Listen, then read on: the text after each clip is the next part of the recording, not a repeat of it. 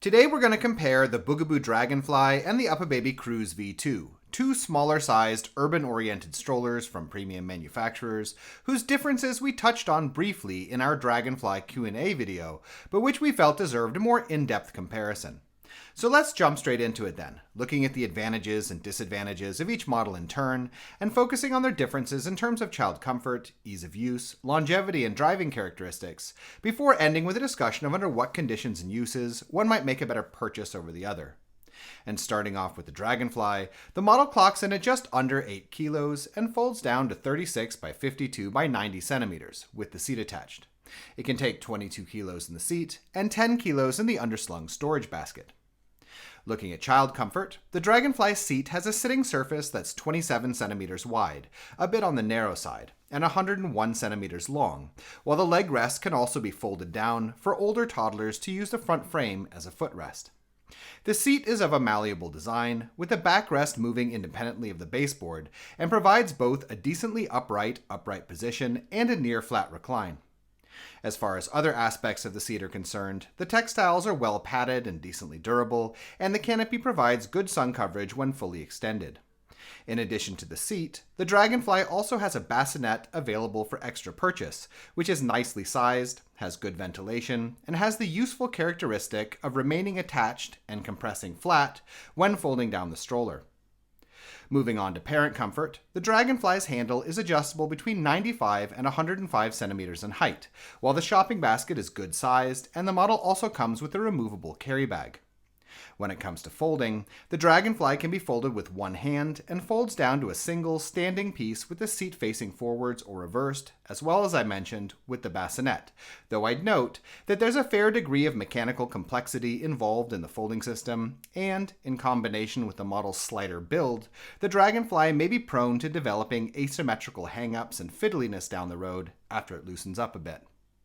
When folded, the model is delightfully stable in its standing position, is lightweight, and has a shoulder strap for easier carrying, but the folded package is also relatively tall, which gives it a disadvantage versus similar strollers on the wider market in terms of how much trunk space it will take up if you plan to use it with a car. As far as the feel of using the Dragonfly is concerned, the model feels lightweight with well-fitted components and has decent cross support, but the complex design mechanically, combined with that light weight, also creates a certain feeling of fragility, especially when traversing rougher ground. Looking at longevity, the Dragonfly is too new to see the bigger wear patterns, but the key concerning area, in my opinion, is the handle, which is relatively thin and long, yet is also responsible for tipping and steering a chassis that is itself a tad too long as well, in my opinion, making for a lot of weight to loosen up connection points and mess with the alignment of internal mechanisms, in particular those related to the folding system. That being said, Bugaboo does provide a 4-year guarantee with their strollers if you register, and they've also shown themselves to be pretty good with keeping spare parts available down the line. Lastly, with regards to driving, the Dragonfly has acceptably sized wheels and sufficient suspension for tackling most cobblestones, broken sidewalks, easier parks and gravel and the like, while in terms of maneuverability, though the model does drive generally smoothly, its longer than average chassis makes it a tad heavy to tip and steer in my opinion, especially with an older child in the world-facing position. Alright, moving on. The Uppababy Cruz V2 is heavier than the Dragonfly, at 11.5 kilos, and folds down to a thicker, though a little shorter, 42 by 58 by 84 centimeters, with the seat attached in the world-facing position. It can take the same 22 kilos in the seat, but has a higher weight capacity of 14 kilos in the underslung shopping basket. Looking at child comfort, the Cruz V2 seat has a fixed frame bucket design with a decent upright position and a good recline as well, despite not being full flat like the Dragonfly. Size-wise, the Cruz V2 seat is significantly wider than the Dragonfly's, at 34 centimeters, while also being a tad longer as well, both in terms of the length of the leg rest, as well as having more space between the canopy and seat back. The Cruz V2 also has premium feeling and durable textiles, and the canopy is similarly long when extended and provides good sun coverage. For the newborn period, a bassinet can also be purchased for the Cruz V2 that's a bit more substantial feeling than the Dragonfly's and is also overnight approved, or for a lower price, one can get the infant snug seat, a padded insert that makes the Cruz V2 seat flatter and acceptable for newborns. When it comes to parent comfort, the Cruz V2 has a somewhat higher range of handle height than the Dragonfly, between 101 and 108 centimeters, and the shopping basket is also more accessible in the way it extends off the rear frame.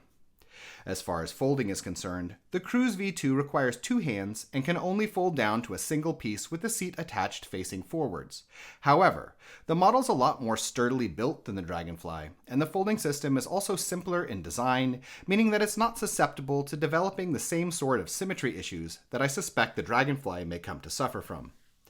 As far as how the Cruz V2 feels to use, it's significantly more rigid and sturdy feeling than the Dragonfly, more the sort of model where you can power over obstacles without risking damage to the chassis. And looking at longevity then, the Cruz V2 has thicker bars, better reinforced connection points, and better shock absorption from its spring-loaded support struts, and it's also been around for a bit longer than the Dragonfly and has proven itself to hold up pretty well. While in addition, despite offering a slightly shorter guarantee, 3 years as opposed to 4, Uppababy is similarly good about providing spare parts and even repair assistance in some places through their repair hubs. As far as driving goes, the Cruz V2 has larger wheels than the Dragonfly, and this, combined with its sturdier build and more noticeable suspension, makes it better over rough ground, both in terms of shock absorption as well as how it's likely to wear down over time. In addition, the fact that the model is a bit wider in relation to its length also makes it a little easier to steer and tip in my opinion.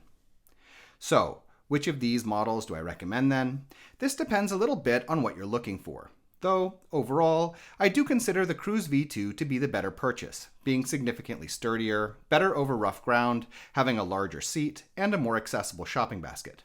That being said, the Dragonfly is lighter and does have more convenient folding options with its stable standing fold, regardless of whether you're using the seat or bassinet. It's not really smaller than the Cruz V2 when thinking about car use, but these folding differences do make a difference for stuff like easier storage at home, as well as folding and carrying the model with one hand while negotiating stuff like stairs and doors. In any case, we hope you found this video interesting, and if you did, please subscribe, as this sort of support really helps us to continue making videos in the future. If you'd like to know more about either of these models, we have standalone reviews that go into a lot more detail, and links have been added in the description. In addition, if you're currently shopping for a stroller, we have a buyer's guide on our Patreon page which lists a wide range of models that we recommend, with a lot of technical and lifestyle related information. You can find it by following the link in the description as well. Thank you.